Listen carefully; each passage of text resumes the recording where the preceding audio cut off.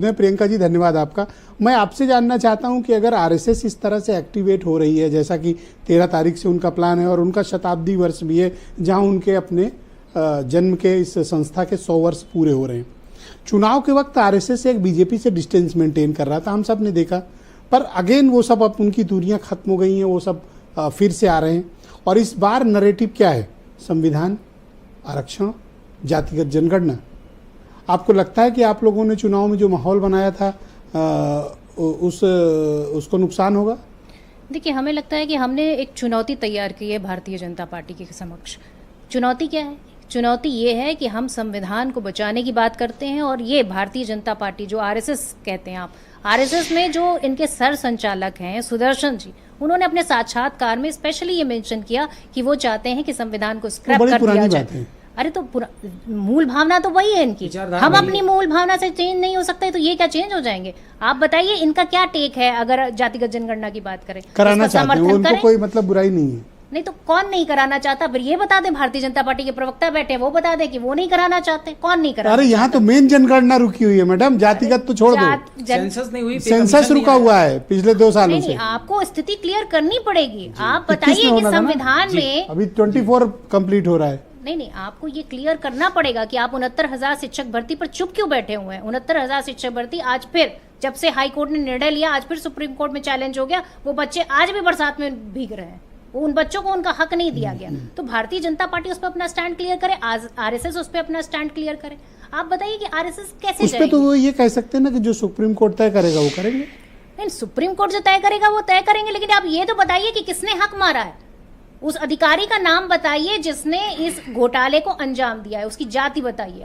आप तो जाति बड़े शौक से बताते हैं ना संसद में खड़े होकर कि ये फला जाति के हैं, ये फलाना जाति के हैं। आप बताइए कौन अधिकारी जो इस घोटाले में शामिल है, सामने लाइए। इस देश के कौन है जो आरक्षण का विरोधी है?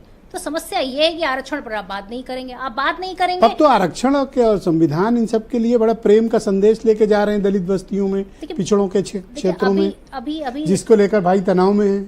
नहीं, देखिए, तनाव में कोई नहीं है। तनाव में तो भारतीय जनता पार्टी आ चुकी है। इसीलिए देखिए, हरियाणा में जो है पूरी तरह से उन्होंने सरकारें खत्म कर ली अपनी। ये हालत खुद ही भंग कर ली। ये डर, हालत देखिए, डर है।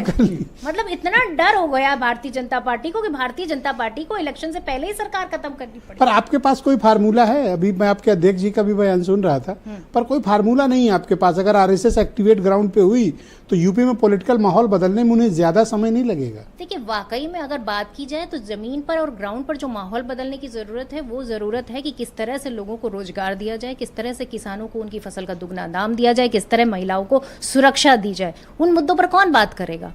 ये क्या बात करेंगे आरएसएस वाले जाके? क्या भारतीय जनता पार्टी को जवाब दे दीजिए। 2024 में पूरी तरह से इनकी कर दीजिए, उन राज्यों में, हिमाचल में कर दीजिए, कर्नाटक में कर दीजिए और दे दीजिए जवाब बीजेपी को।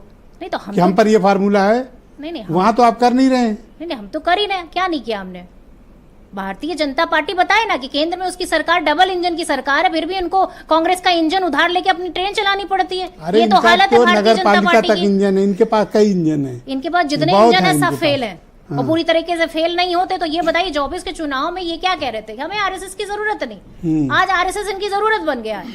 और फिर आप बताइए कि मणिपुर पर किसने मदद देने को तैयार है। मुझे लगता है आप भी एक उनके यहाँ, अरे नहीं भैया, उनकी विचारधारा और हमारी विचारधारा, एक संगठन महामंत्री वो आपके यहाँ भी भेज देंगे। नहीं, उनकी विचारधारा उनको मुबारक हो। हम तो चिमटे से छूना भी पसंद, वो रिसोर्स मोबिलाइज कर देंगे। नहीं, हम चिमटे से भी छूना पसंद ना करें आरएसएस को। क्या? हाँ, हमारी विचारधारा ये है कि हम सबको साथ लेने की विचारधारा के साथ चलते। थोड़ा ज्यादा हो गया। नहीं, हमारी विचारधारा चिमटे से भी नहीं, चिमटे से भी छूना पसंद ना करें। अरे चिमटे से भी। ठीक है, डॉक्टर शैलेंद्र शर्मा जी आ